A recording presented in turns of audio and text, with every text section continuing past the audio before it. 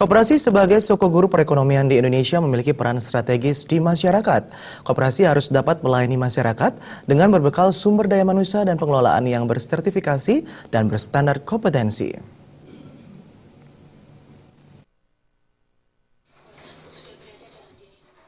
Hal tersebut disampaikan Ketua Dewan Koperasi Indonesia Daerah atau Dekopinda Kota Denpasar, Dewa Bagus Putu Buda.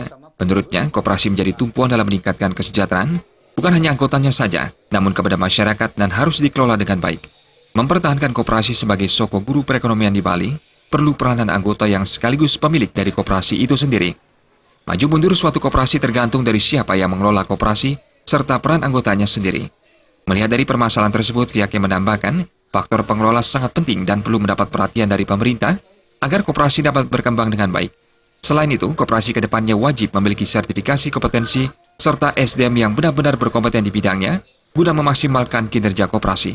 Koperasi itu mestinya terutama pengurus maupun pengelola atau manajer yang di sana itu di dalam pengelolaan koperasi mereka itu supaya patuh terhadap ketentuan-ketentuan. Pertama itu ketentuan peraturan yang berlaku yang berkaitan dengan pengelolaan koperasi.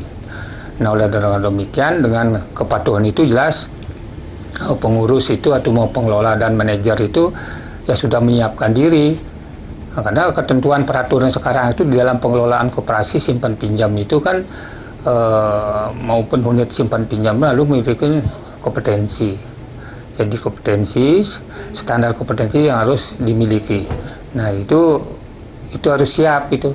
Nah kalau tidak demikian berarti kita akan ketinggalan gitu, lebih-lebih dalam menghadapi MIA sekarang ini kan begitu ya. Lebih lanjut, Dewa Bagus Putu Buda menegaskan, koperasi di Bali harus siap menghadapi persaingan di era globalisasi seperti saat ini, dengan terus meningkatkan kualitas sumber daya manusianya. Darta dan Indrawan, Bali TV.